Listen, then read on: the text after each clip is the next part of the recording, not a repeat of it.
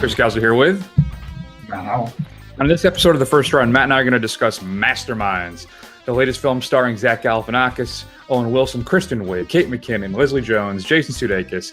Really, it's a who's who of comedy.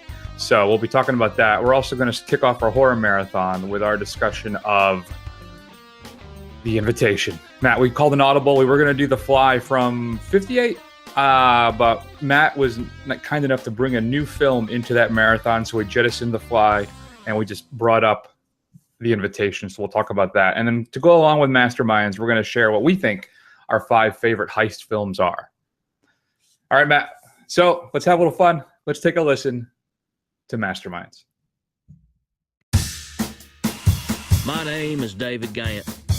I always felt I was destined for a life of adventure. It didn't quite pan out that way. There he is, the man of your dreams. It's like you're marrying both of us, David. Me and Mama. Don't speak, even whisper. Then one day, I met Miss Kelly Campbell. What would you do with $1 million? Probably start my own business. Maybe be a bounty hunter. Nice. You know, put a cap in their house. Oh, that burns! Oh my gosh, David, let me see. Oh, God! I think that bullet just went straight between your cheeks. Yeah, it feels like it just grazed my biscuits right there betwixt them. Kelly tells me y'all work together over at Loomis. That strikes me as an incredible opportunity. You talking about robbing a bank? How hard can it be? You load up a truck And you drive away.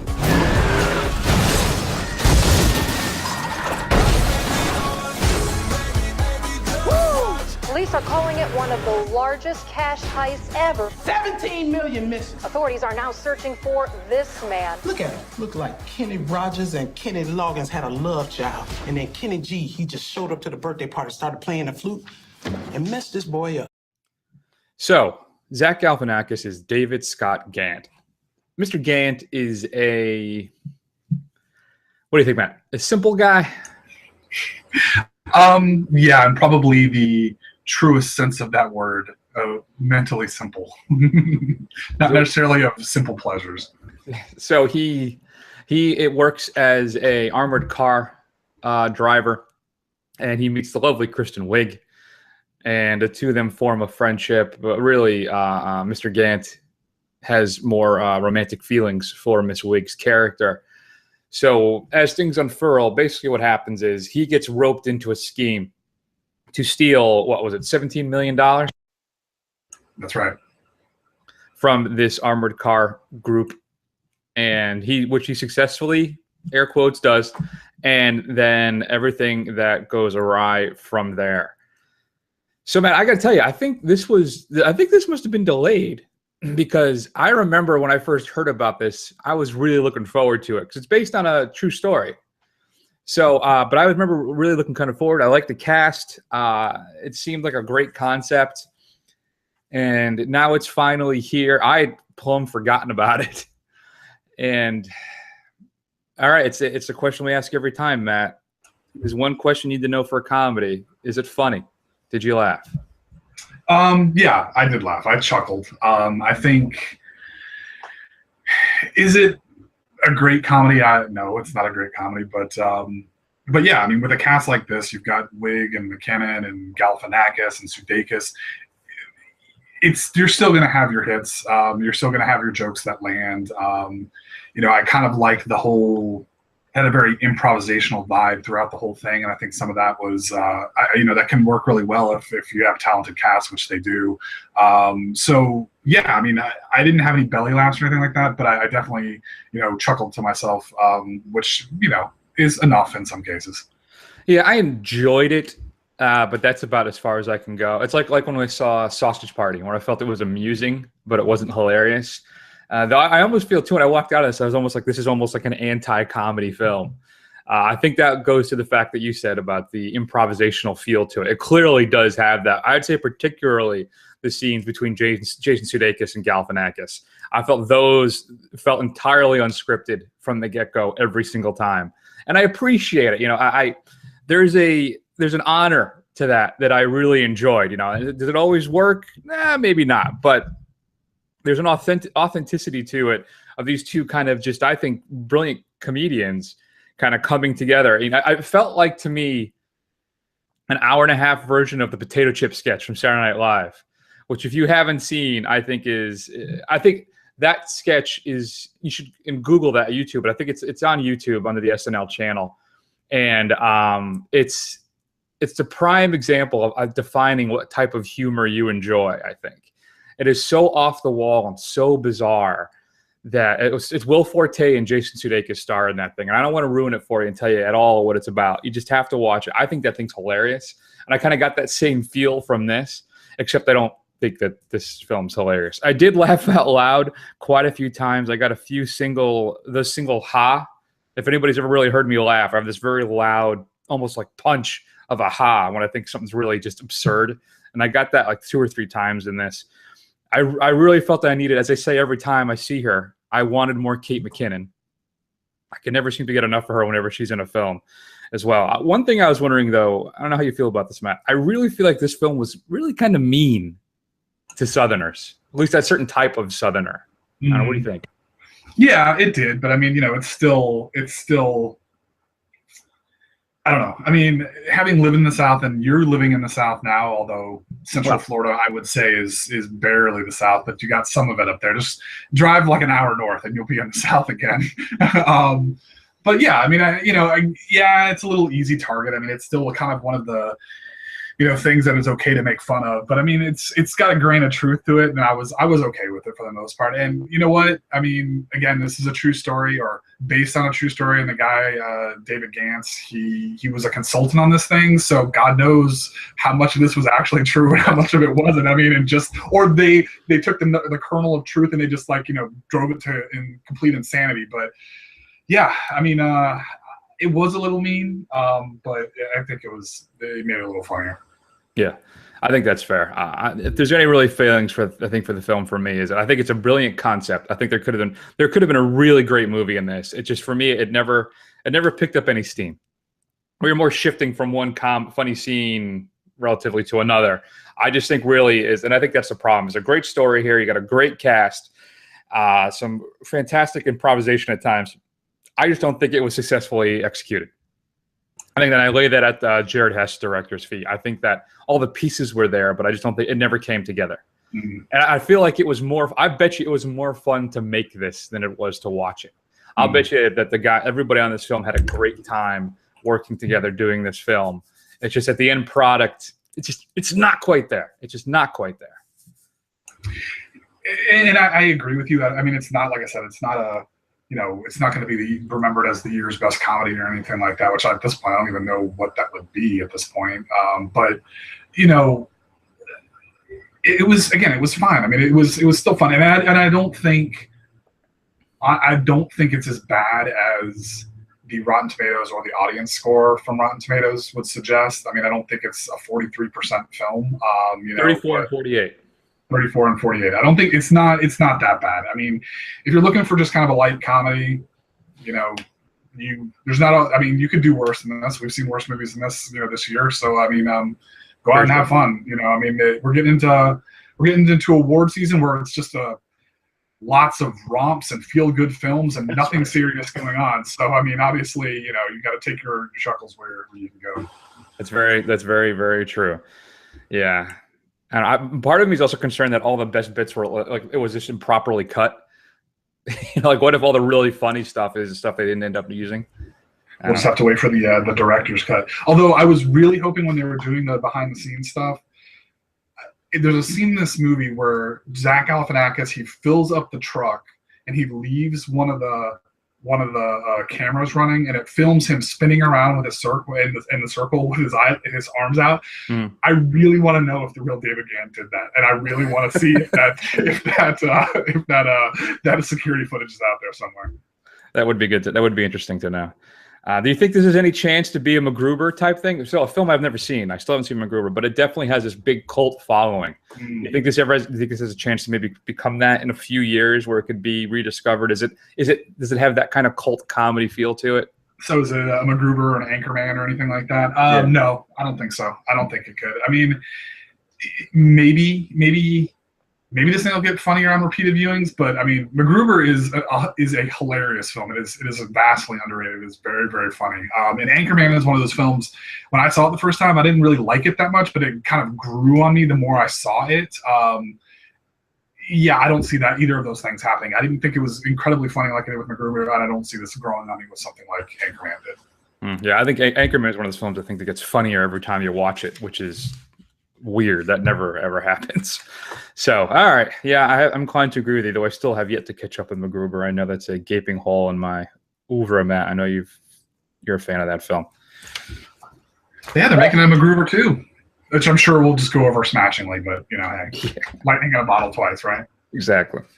All right, so if you had a chance to see Masterminds, we'd love to hear your thoughts. Shoot us an email at feedback@thefirstrun.com. Matt, let's talk a little bit about what's coming up on Blu-ray and DVD this upcoming Tuesday. That's October 11th. One thing I want to point out, too, is we're a little more than a week away from Filmstruck. If you're not familiar with Filmstruck, that is the combo TCM, Turner Classic Movies, Criterion Collection, joint venture for an online streaming channel. So you're going to get the entire Criterion library along with Turner Classic Movies library in one channel. And also, what I think one of the coolest things about it is Criterion is going to occasionally have films where you can watch them with some special features. They'll be including commentaries and other things as well, which is stuff that is typically exclusive to your hard copy or digital releases. So I think that's fantastic. I'm not unclear as what the cost is yet. I think right now you can sign up and try it for a couple weeks for free. But I think this is definitely something I'll be checking out. I'm very excited about it. What about you, Matt? Are you interested in Filmstruck? Yeah, I am. I mean, it does sound very interesting. Cost is going to be a big factor because as we kind of move more and more to these streaming services, you've got your big three of Amazon Prime and Hulu and Netflix. Plus, you've got the CBS thing coming out that's going to be exclusive to Star Trek. You got, I think, 2 horror channels now at this point. All this stuff. It seems to be the way things are going, but I'm not paying $10 a month for like 80 different channels or something to see. So we'll see what this turns out to be. And Criterion's usually pretty expensive, so I wouldn't be surprised if things like $15, $20 a month. Oof, I would be surprised. I was thinking $7.99 to $10 a month, but we'll see. Yeah, I tried doing it again this past week, Matt, where I was going through, can I finally cut the cord? I was counting the costs of everything, to see if the balance is there. Plus, I have somebody else to think about. I can't just do it for myself. And of course, no, because if I go just internet, and once I add in all the fees and all the other channels and all the streaming, I'm basically at the same price. So it's frustrating. It's very frustrating. All right. So here's what's coming up first, Matt. Speaking of comedies of the year, he said sarcastically, Ghostbusters, the new version is being released. Again, criminally underused Kate McKinnon. There's an extended edition, so if you didn't get enough the first time, they have even more. If you get it from Target, there's a bonus disc of special features, and then there's a Best Buy Steelbook. It comes with both versions, though, the theatrical and the extended version. The extended edition, Matt, has about, it looks like 17 minutes more footage. There's also some gag reels, 2 of them, 4 deleted scenes, some alternate scenes, and 60 minutes of additional extended and alternate scenes as well that come with just the ultraviolet download. So, yeah, also some commentaries. Again, fine film, not as bad as everybody says it is, but it does nothing to justify its existence, I think is where we ended up coming down. A film that we did not see, Matt, the attempted relaunch of the Tarzan franchise, The Legend of Tarzan, includes a Blu-ray DVD ultraviolet pass, a couple behind-the-scenes featurettes on the making of the film. I got to tell you, there was just no juice for it, right? I had no interest in seeing this. What about you? Yeah, I mean, I never understood the classic appeal of Tarzan, and it's just not something I particularly want to see. So, yeah, I'm really surprised this got made. So now you can catch up with it on Blu-ray. Matt, The Infiltrator, the latest film starring Bryan Cranston, where he plays a federal agent who goes deep undercover in Pablo Escobar. I'm not sure I clarify which Escobar that is. His drug trafficking scene plaguing the nation in 1986. It's supposed to be actually a really entertaining film, and it's Cranston, so you're always going to be interested to see what he's up to. So you can check that out. Include some deleted scenes and a commentary by the director Furman, and then of course Cranston is on that as well. Criterion, there's just no new to Blu-ray. Criterion is releasing Boyhood on Blu-ray, which is a new 2K digital transfer supervised by Linklater, a new audio commentary by Linklater and 9 members of the cast and crew, a new documentary chronicling the film's production, new discussions, new conversations, a new video essay by critic Michael Koreski about time in Linklater's film. So there's a lot here. This is what I was waiting for. This is why I did not pick this up when it first came out. So I was hoping for a Criterion release, so now I probably will get it. They're also giving us their delayed McCabe and Miss Miller, the Warren Beatty, Julie Christie film. It's Robert Altman's kind of alternate Western, is finally being released. It includes a new 4K digital restoration, new documentary on the making of the film, as well as a new conversation about the film and Altman's career. So you can finally pick up the McCabe and Miss Miller. But Matt, the big release this week, the number one thing you need to be concerned about, is being released by Scream Factory this week, and that is The Thing. An all-new 2K scan of the interpositive supervised and approved by the director of photography, Dean Cundy. Now, if you go to Blu-ray.com, there's a big long thread on this, and they do and you can find it in Google and other places as well, where they do screenshots of the transfers. So there's the universal release, and then there's now this version. And this new version there appears to be a lot more detail. There's there's a different tint and hue to the film. Now, this is approved by the DOP, so I got to imagine this is probably the way the film is supposed to have been viewed, the original version of the presentation. Close 2 all-new commentaries as well. And Matt, there are a ton of special features on this thing. I mean, we're talking reams of special features that are brand new. So I'm very excited to pick this up. The Thing, I think, is both of our, at least my favorite horror film, and in the top 2 or 3 for you, correct? Yeah, I have a tough time picking a favorite horror film, but this is definitely in the running for such a thing. So yeah, it's fantastic. One of the key releases too is it contains the documentary, The Thing, Terror Takes Shape. It's a documentary on the making of the film that was on the DVD release, but not on the Blu-ray release. So they've re-added that here as well, and a bunch of vintage versions. The entire TV broadcast version of The Thing is included on this set. Unfortunately, it's in standard definition, but still, you get to see that as well. If you're not familiar with that, Matt, there's actually, because it has a narration opening that it's kind of dumb and doesn't work, but explains who all the people are and gives their backstory. And of course, it doesn't have some of the gore, unfortunately. But that's the big release for me. Scream's also giving us Carrie, the original, a new 4K scan of the original negative and with a restoration, and then a bunch of new interviews as well on the making of the film. So if you're a fan of Carrie, this looks to be the version to get. And Matt, it gets even better because Blu-ray, finally getting a Blu-ray release, is Glengarry Glen Ross. Unfortunately, there is no way to find out what the special features in this damn thing are. I scoured the interwebs, and I couldn't find anything. I even went to Lionsgate's site, and they didn't have anything about what the special features are. I'm assuming they'll just port over the DVD stuff, I guess. But still, I'm really excited to check this out on Blu-ray. I hope it's a nice transfer. If you have Glengarry Glen Ross, too, another one of my favorites. So Never seen it. What? Yeah, never seen it, man. Matt, you have to. All right, we'll pick this up, rent it today, do something. Go to the library. I bet you can get it there. Sure, I can. It's a master class in acting. Alec Baldwin was nominated for an Academy Award for 5 minutes of screen time in this thing. Is this the famous Coffees for Closers? Yes, exactly what this is. I can't. It's like one of the most quotable films of all time, and I can't believe you haven't seen. I think it's definitely a film. How do I describe it? It's Mamet's first film, right? He didn't direct it, but it's based off of his play, and it's his first foray into cinema. And the dialogue and the acting amongst everyone. Jack Lemmon is fantastic in this film. Pacino is full on Pacino in this, but yeah, this is before it became kind of hackneyed and tired. So yeah, I can't praise it enough. But I think it is kind of, I don't know. I say this because I can't think of a better way. So maybe you can help me. This is like a guy's film. It's a bunch of guys talking, being a little crude, not like crude as in like talking horribly about women, but just vulgar. Lots of the thing has probably more swears per capita than any film that I can really think of off the top of my head. But still, it's riveting. So you haven't seen it, you have to check it out right away. All right. Matt, you're straight to DVD pick of the week. Are you ready for this?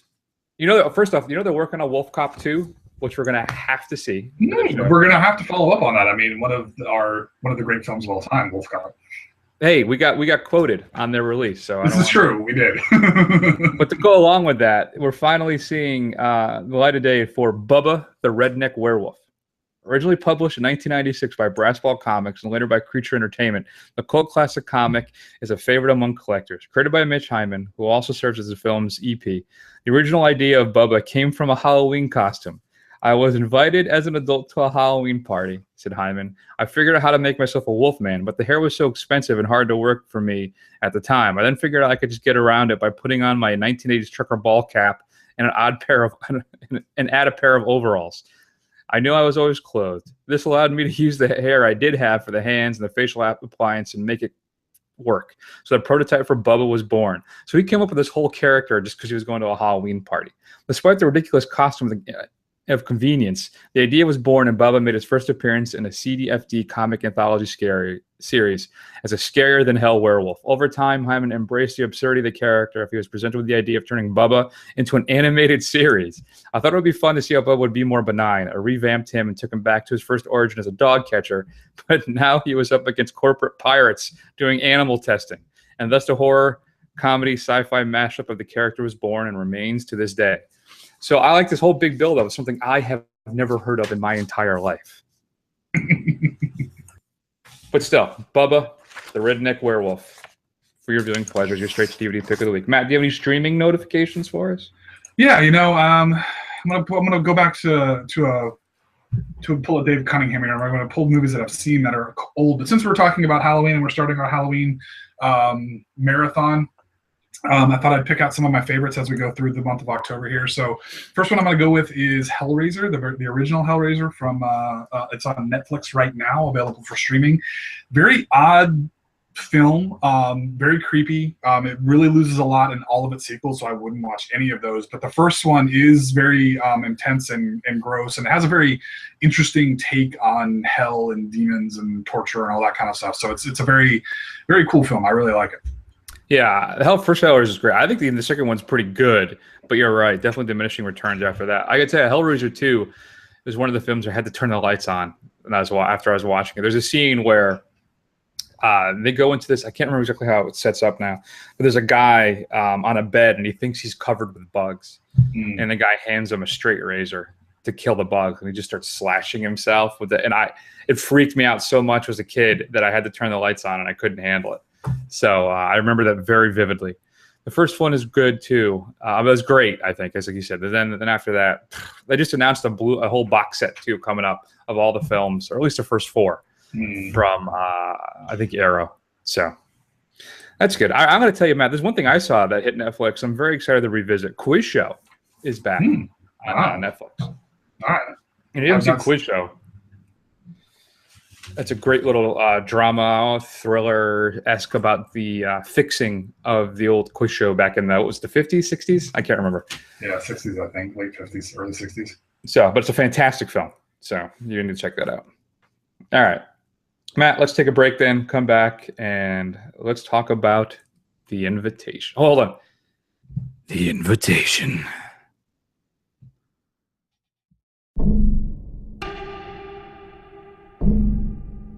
This thing is so official. Maybe they're overcompensating. It's kind of hard to call everybody up out of the blue after 2 years. I'm so glad you're here. We've got a lot to talk about. So much to celebrate tonight. Each and every one of us is on a journey, and we feel that it's important to be on that journey with the people you love. Everybody, this is my friend Pruitt.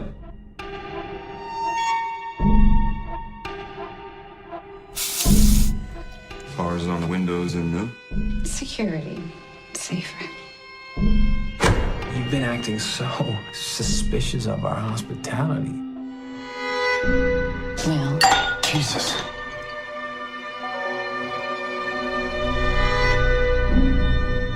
has he been like this a lot? So agitated? How has he been handling things? He can be self-destructive. I think he's doing the best he can. something doesn't feel safe here. We don't see you for 2 years, and then all of a sudden, we get invited to this lavish dinner. Don't tell me that this is normal.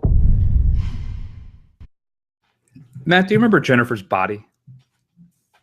Yeah, I do. I do remember Jennifer's Body. I actually enjoyed Jennifer's Body. I thought it was a pretty good movie. So this is the first film by Karen Kusama since the director, who also directed Jennifer's Body. This is her first feature film since that movie. Wow. Now, I enjoyed Jennifer's Body as well. I think it's a nice kind of campy B horror film, you know. And now we have The Invitation, which is another horror film, but an entirely different animal here. So, Matt, why don't you set up the general plot of the film for everybody at home? Sure. So, a man and his new girlfriend have been invited to a dinner party of his ex-wife and her new husband, and all of his friends will, all of their friends when they were together are going to be there. And basically, as the dinner party progresses, he notices that something's not quite right, and he starts to get kind of paranoid about what's going on. Yeah, and so it's. I'm not sure. I'm not even sure where to begin with this film, because here's the thing. This is one of those things where we really have to dance around this, because I don't want to reveal or spoil anything for anybody about how this film unfolds. So it's going to be very difficult, but we'll do the best we can. So the film starts off with, I think, a telling, foreboding scene as our young couple is on the way to this house, and they hit a coyote, and he has to, unfortunately, dispatch said coyote because it's dying and it's in a lot of pain. And that kind of, I think, sets the tone for what we're about to get into. But what I think is fantastic about this film, Matt, is it's a combination of me of just like Agatha Christie and Alfred Hitchcock, with just a dusting of Charles Manson or something like thrown in, just of madness at the end. So, but I think what the core of the film and why it's so effective is how unsettling this thing is from the very beginning. I think that Kurosawa does a great job of manipulating us right from the start. And you are uneasy watching this entire thing. And as the mystery unfolds and things get weirder and darker and more confusing, and it's you feel the same way that our lead Will, played by Logan Marshall Green, who I think is fantastic in this, that you feel just the unease, and that you know something's wrong. Right, you can tell there's little things in it, but it's how she shoots the film is why it's so effective. Where Will be having conversations with different party guests, and over the shoulder, just out of earshot, there's a conversation going on that you feel is somehow important, or something's being discussed, something's happening, right? Or just little things happen just off camera, or just fuzzed out. It just set you off balance and to keep you on the edge of your seat. Really, for me, the tension in this film was unbearable, Matt. And when it finally breaks, it gets worse. So I don't know. I think there's just lots of fantastic imagery on this thing. The way everything kind of plays in. Like there's the scene in the mirror when he's washing his hands, when they have that, what do they call that effect? The Mobius effect or something, where everything just continues forever. Yeah. Every time the film, you think it's going to zig, it zags, right? It's like the most sinister cinematic chess game I think I've seen in quite a long time. So I think that's why it's so successful, is it takes the cliches, turns them on their head, and kind of keeps you moving. Even though here's the thing. I'd say halfway through, maybe even a little sooner, I kind of knew where we were going, right? I think it telegraphs itself, but she plays with your expectations so much that you're still hooked in and wondering if that's how things are going to happen really anyway. And she does a good enough job, as I said, of zagging instead of zigging, that it keeps you questioning the whole time. I don't know. Where do you come down? Yeah, I think what's interesting is that, okay, so she sets it up, and I think she does do a really good job. Well, good job. She telegraphs, you've seen enough stories to which way this could go, but she really is telegraphing it in two ways at the same time, which I thought was interesting. Like maybe something's really wrong, or maybe something's really wrong with Will, and she keeps kind of going back and forth where it could feasibly be either one. And I do like how she kind of kept you guessing. You're like, okay, it's gonna be one or the other, but which one is it gonna be? And I think that's part of why it's so effective. It's like, is he just being paranoid, or is there stuff really going on that we need to be worried about? Is he cracking, right? Is he the one that's going crazy here? Right, exactly. So something's going on, something's going to happen, but you're not quite sure which way it's going to go. And she kind of keeps it ambiguous throughout the whole thing, even though you've kind of know it's going to be one or the other at some point. So, but yeah, I'm with you. I thought it was fantastic as far as, the performances. I honestly, when Logan Marshall Green was on with his beard in the car for like a split second. I thought it was Tom Hardy. I was like, is Tom Hardy in this movie? And I had to go look him up, and it was not. But all the principal actors are great. It was the story was really good. The suspense was all the shots and the suspense and all that stuff that you just talked about was absolutely fantastic. And I did appreciate that she kind of kept you guessing. And then when it really does, when the stuff starts to take a turn, it's one of those things that it's just like zooms so fast through those last like 20 minutes of the film that it's it's really kind of a bit of a roller coaster. But one of the things that I kind of wanted to dance around here, and I really wanted to see what you thought, the kind of final piece, that last shot. Yeah, I wasn't sure. To me, it seems like maybe they were going a little bit too far. I kind of like, okay, getting a little hokey here, but I don't know. I'm kind of curious as to what you thought it was. I went back and forth on that myself too. I don't know if that ending serves the film as well as they think it does. I think there's an intimacy about this film that I think is almost lost by that ending. But I don't know. I think it makes sense for the story that they're telling, right? I think that makes sense for the overall arc of what's happening. I think it makes sense. I just don't know if it's as effective as they think it was going to be. I don't think it has the impact that they thought.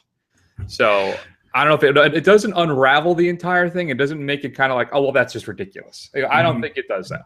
So I think it's fine. I could be talked. I honestly think I can be talked into going either way on that. Yeah, I mean, for me, I agree with you. I don't think it was necessary. I guess if this movie has a misstep, I would say it's that. I mean, it doesn't completely ruin everything that you came before it, but I don't know. I think they probably should have made a different decision as far as how they were going to end that. But I understand what they were trying to do. If that ending wasn't there, it would not have hurt the rest of the film at all for me. Not at all. No, I agree. So I think one thing you mentioned a moment ago too, I think is great is how she allows the film to, as I write right here, she allows it to breathe. We're allowed to inhabit these characters and these friends and really kind of almost become part of this dinner party. I think that if any other shoot too I may have too is at the beginning I felt the dialogue and the interactions of people was a little clunky. I thought after I think we got past that quickly, and maybe that's more of a fact that a lot of these people haven't seen each other in 2 years or so they're kind of just getting back into the beats of that friendship. So I don't know. Either way, I loved it.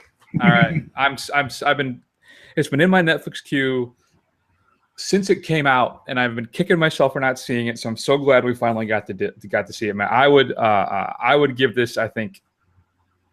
I would have to probably give this an A- if I were to give it a letter grade. I really, really enjoyed it. It's probably in my top 10 of the year. I think last 5 at this point, maybe, but still, yeah. I really enjoyed it. And just the way it just grabs you by the neck and doesn't really let go until possibly that ending. So, yeah. And I would say that ending is more of a coda, right? It's more of a, and this than it is. I think the true ending of that film, we both know what that is. And I want to say too, kudos for not going with the cliche kind of. I just don't want to say too much, but it avoids. I'll just say it avoids cliche as much as it possibly can, and does a great job with that. That's all I'll put it. Yeah, I'm with you. I'd give it a good and solid A- as well. I think it's I love it when we find these films like this where they didn't get a lot of hype or anything like that. Like something like this, like The Guest, was another one that comes to mind when I watch this film. Completely different movie, but it's that same kind of thing. Somebody who really knows their craft and is really putting something together and a lot of effort into it, and the results are really successful, as a whole. I mean, maybe there's a couple quibbles here and there, and I think, I think this movie is really good, and I would highly, highly recommend it. Obviously it's right out there on Netflix, so it's not like it's that hard. So when you're Netflix and chilling with your bae, whoever that happens to be, throw this on, you'll be fine. You are so hip, let me tell you. I know. Well, as I'm pushing further and further into my 30s here, I'm getting more and more desperate to hold on to my youth. So. I wish that's what I was doing. Can I ask you? I still don't know what BAE is. Is it? What's the acronym stand for? I still am not 100%. It's not an acronym. It's kind of like a shortening of BABE. Or okay. I thought it was an initialism or. No, it's not. I mean, the first time I saw it, Like beyond all else, or I don't know. Or, sorry, above. Yeah, go ahead. What? I mean, the first time I saw it used was on that meme where that girl took a picture of herself, said "Babe caught me slipping," meaning Babe caught me sleeping, but you could see herself taking a picture of the phone in the mirror because she wasn't paying attention to what she was doing, and it just kind of blew up across the internet. That's the first time I ever saw the word "bae." So there you go. Okay. All right. You know what? I'm getting to that. I'm getting to the old man stage where I don't know stuff anymore. I don't. I'm right there with you, brother. Like when things were on fleek, I had no idea what that was, and I was really sad. I was really Did you sit there and you say, "What did you say? Oh, fleet? What does that mean?" Oh, it's sad. All right. So if you've got a chance to see The Invitation, we'd love to hear your thoughts. Shoot us an email, feedback@thefirstrun.com. Is this show on fleek? Tell your bae all about it. Let's take a break, Matt, and let's discuss our 5 favorite heist films. You know, we're sitting here. You and I are like a couple of regular fellas. I mean, you do what you do, I do what I gotta do. And now that we've been face to face, if I'm there and I gotta put you away, I won't like it. But I'll tell you, if it's between you and some poor bastard whose wife you're gonna turn into a widow, brother, you are going down. There's a flip side to that coin. What if you do got me boxed in, and I gotta put you down? Because no matter what, you will not get in my way. We've been face to face, yeah. But I will not hesitate. Not for a second.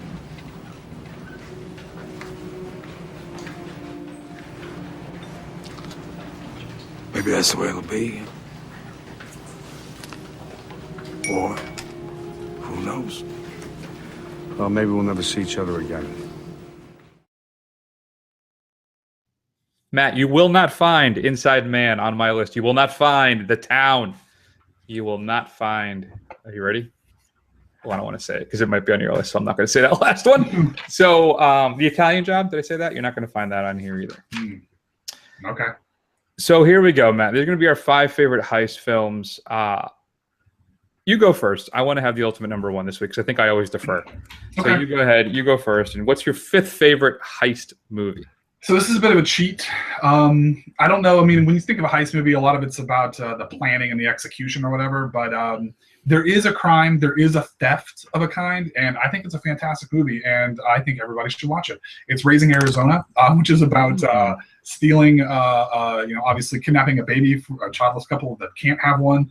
They steal a baby or kidnap a baby, and basically it's about them trying to, raise it and obviously kind of stay one step ahead of everybody who's after them. And it's absolutely hilarious. It's Nick Cage at his best.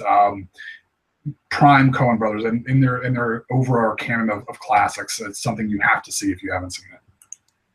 No, it is good. It is an all-time classic. It's one of my all-time favorite lines that I always butcher. So the one where he says, "What is it? Is that the state? I'm going to take everything. These everything in the register and these Huggies." Yeah, exactly. I always give me butcher everything that in the line. register and these Huggies. So yeah, that's a good pick. Honorable mention for me, but no. So as I'm going look at my list right now, too, it occurs to me that 3 of my 5 films I like because they're so damn cool. And I think it definitely defines number 5 on my list, which is the super powerhouse of heist films from is it the early aughts? Or is it even the 90s? I'm not even sure. 2001. And that's Steven Soderbergh's Ocean's 11. I don't think I wanted to be George Clooney more in my entire life. Well, maybe if you listen further.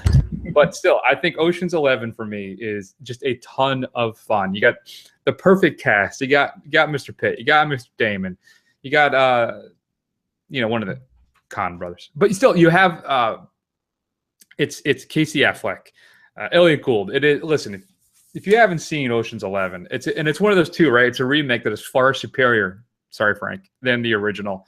But it's a bunch of friends who come together to rip off this casino, but not just one casino, Matt, 3 of them.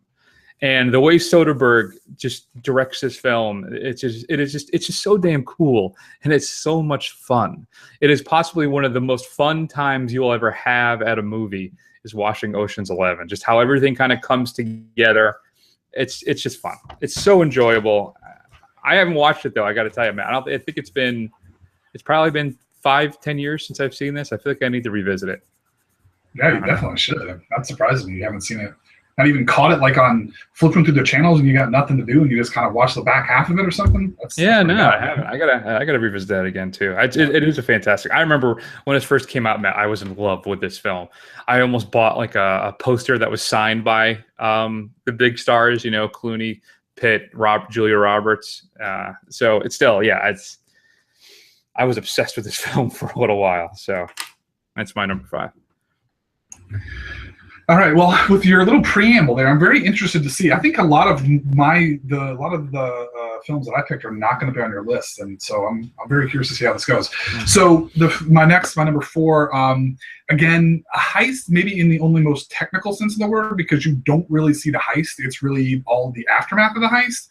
But it's Quentin Tarantino's first film, Reservoir Dogs. I mean, it introduced the world to Q. It is a brutal, taut, lean, mean film. And but again, there's barely any heist in it, so I'm kind of cheating. But it sort of is about a theft, so it counts. It counts. I would have to agree with you. I may talk about it in a little bit. My number 4 is another just epitome of cool. I didn't realize what cool was, Matt, until I saw this film. Truly, like same thing with like when we watched Rebel Without a Cause. I almost had that same type of reaction to Alain Delon in Le Cercle Rouge. Was every gesture an earthquake? Not quite, but close. So Alain Delon, if you're not familiar with Le Cercle Rouge, he plays a master thief who's fresh out of prison, and he cross paths with this guy who's basically another escapee from prison and an alcoholic ex-cop, and the three of them come together to do that one last heist, and everything goes horribly wrong. And there's this cop who's obsessed with tracking him down. But you want to talk about cool. Alain Delon in this film, he's one of those things like women want to be with him and men want to be him. It's the epitome of him, of describing him in this film. So it's a French-Italian film, mostly French, but and it's a Criterion release, so maybe you can watch it when it's on Filmstruck. But I got to tell you, if you haven't seen Le Cercle Rouge, it is fantastic. It is a ton of, I don't know if fun's the right word, but it's I'm telling you, you got these it's the whole thing too, right? Where you have the anti-heroes, but there's honor there, right? It's got lots of it's just the cinematography is filled with these kind of film noir atmospherics and just these fantastic set pieces. It's a fantastic film. So deal with the subtitles and watch The Red Circle. All right.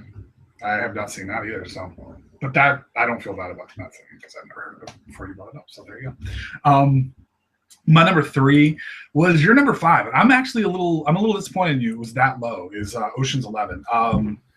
When you suggested this inventory, that was literally one of the first ones that came to mind, right off the top of my head. You said, it's on my list. I know it's on your list, but it needs to be higher on your list. I'm really going to start judging you depending on what comes out of this because it's so much fun. It is just a damn fun movie. Like you said, it epitomizes cool. Obviously it's got that kind of slick Hollywood stuff going on. But you know what? You don't even give a crap because it is so much fun to watch. And literally it's out of all the films, the honorable mentions, the ones that are on this list, even the ones that are higher, I will probably sit down and watch Ocean's 11 and have a good time watching it more than I will any of the other films on this list, just because it's just so much fun. And Soderbergh did a masterful job. Even just the part where they reveal how they did everything, just the whole thing is great. I agree entirely, and this thing could have collapsed underneath its own weight. I mean, there's so much that he has to juggle in this film, and he does it successfully. And let's keep in mind, Matt, this is our 5 favorite heist films, not the 5 best. Our 5 favorite. So well, I still disagree with your positioning of Ocean's 11. That's fine. Whatever. So my number 3 then is I think, was it your 4 or 5? It's Reservoir Dogs.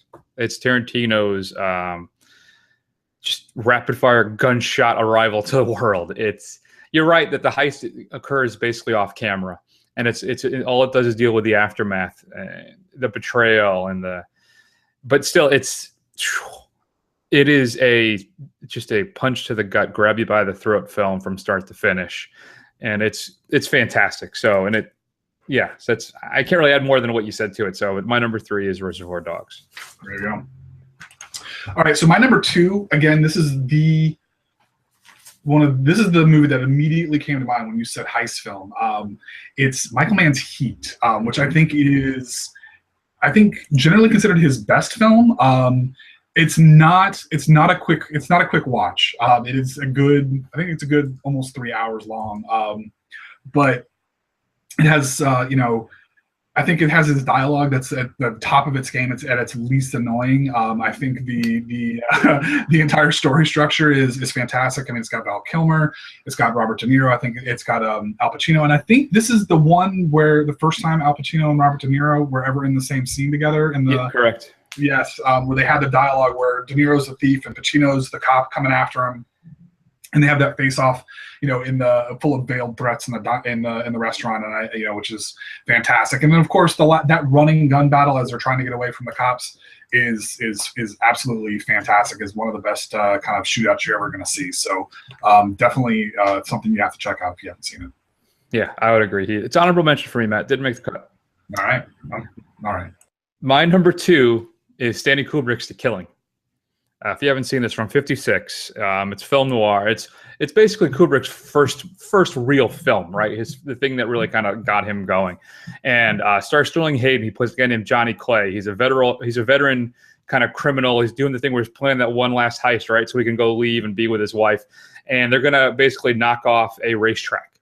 And he has to bring in all these other people involved to help him out. And one of the people is this teller who is just kind of how do I describe this? He's dominated by his wife, and she's cheating on him with somebody else.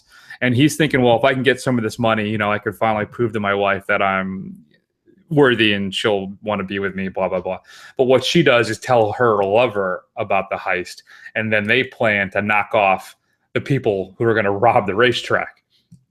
And for me, it's the epitome of film noir. All right, if you're a fan of that stuff at all, and you haven't seen The Killing, watch it tonight. It is fantastic, and you can see the beginnings of Kubrick in this film. Right, it's not. If you were to say, "Oh, it's a Stanley Kubrick film," you would, it doesn't bring up those thoughts and imagery and the grandeur that you've come to expect from that. But I think the seeds are here. So. And it's got one of the great kind of shootouts in it, I think, as well. And there's this classic ending where I don't know if I should say it. So, but I actually absolutely adore how this film ends, because you think that maybe they're going to get away with it. You really do. You're hoping that they do. But still, it's fantastic. So if you haven't seen The Killing, another Criterion release. So hopefully that'll show up on Filmstruck as well. That's my number 2. Well, if they're true to their advertising, they have everything, then I guess they should have everything, unless they lost the rights, I guess, right? Mm-hmm. All right, so my number 1 is a neo-noir. Again, I guess we're saying our favorites, but it's the Usual Suspects, which has one of the all-time great twists, I think, in cinema. It's basically the story of a retelling by one of a criminal who went on a job to try and what were they even trying to steal in that film? I don't even remember, because it's so tertiary to the rest of what's going on, but I forget what they were trying to steal. But basically they go, and it's a big disaster, and the last living guy is caught, and he's being interrogated by the police, and he's telling the story of what happened and how this group came together in the heist and what went wrong. But of course, if you haven't seen it, I'm not going to ruin it for you. I can't imagine anybody who hasn't seen this film. But if you haven't, I won't ruin it for you. Just know that it has one of the classic twists in film history. How could you not have seen? This is one of those things where I feel it's even if you haven't seen the film, the ending now. It's so culturally embedded, right, in the movies and stuff, that there's so many references to it outside of the film itself that I can't imagine that you don't know what it is, even if you haven't seen it, which is too bad. Because you're right, and it's good. It's even Stephen Baldwin's good in this. I mean, think about that. I mean, it's a minor miracle, really. So yeah, no, that's a good pick. Honorable mention, Matt, didn't make my top 5. It's not number 1. That's for damn sure. Easily the best film, my favorite heist film. And the second film from Steven Soderbergh on my list, and the epitome of cool, George Clooney in Out of Sight. If you haven't seen Out of Sight, this is a film I think that needs to go in the pantheon for me, just like Drive, because it is one of my all-time favorites. Based on the Elmore Leonard novel, Clooney is a bank robber, and he gets popped he's trying to be clean, but he gets popped trying to rob a bank. And in jail, he meets up with some people, and they decide that there's this big house that they're going to knock off up in, I think, in upstate New York. I don't even remember at this point. But Jennifer Lopez plays Karen Sisko. They even did a show based off of her character at one point, too, a few years ago. And she is the federal marshal who's been tasked to bring him down. And it is just, another film that's just fun, but this is the film, Matt, that got me to fall in love with Steven Soderbergh, is Out of Sight. Fantastic music throughout, beautifully shot, great, just gorgeous imagery. And Clooney it's possibly one of the coolest performances of any film of all time for me. One of my favorite things about this is he has a lighter, but he never does smoke. It's more just it's a prop tool thing for him. I'm not even sure, So I don't know. I get flustered even I'm trying to organize my thoughts on this. It is just one of my all-time favorite movies. So it had to be in my number one. You got Ving Rhames, Don Cheadle, Steve Zahn, who is actually really good, Albert Brooks. It's Michael Keaton, I think, is great in this too, in a very small role. So, and he actually plays the same character later on as well in another film. So I think it's in the Tarantino film, Jackie Brown. So, because it's the same, it's Elmer Leonard, so the characters are a little interconnected. So, either way, it's my number one, Matt. Out of Sight. If you haven't seen it, go buy it today. You will not be disappointed. I haven't seen Out of Sight in a really, really long time. I'll have to check it out again. Oh, it is awesome. All right. Do you have any honorable mentions then? I do. Honorable mention, The Town. I know you were not a big fan of The Town when we reviewed it for the show. I liked it.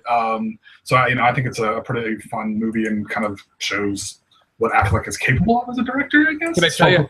I picked this up recently used at the local video store for like $3. So I thought, well, you know what? I should have watched it again. Maybe I was fairly harsh to it. So I haven't watched it yet, but I'm gonna get another shot at some point soon. What else? Okay. Out of Sight.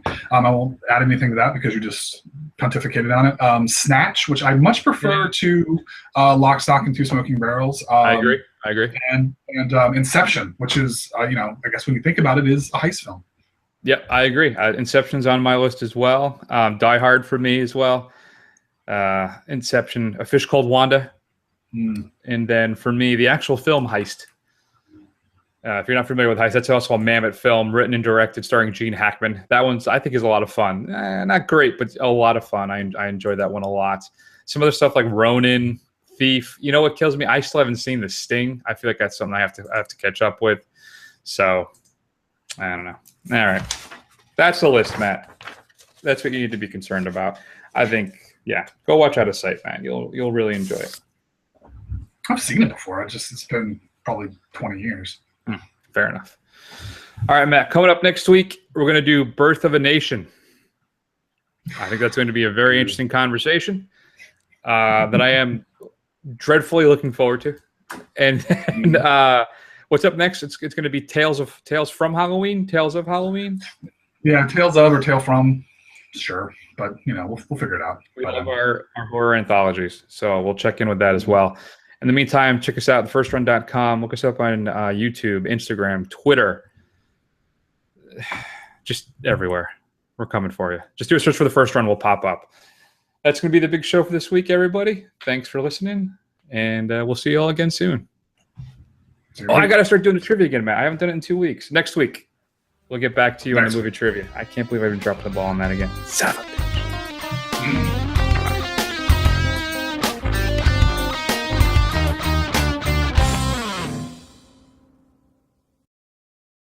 Here are your names.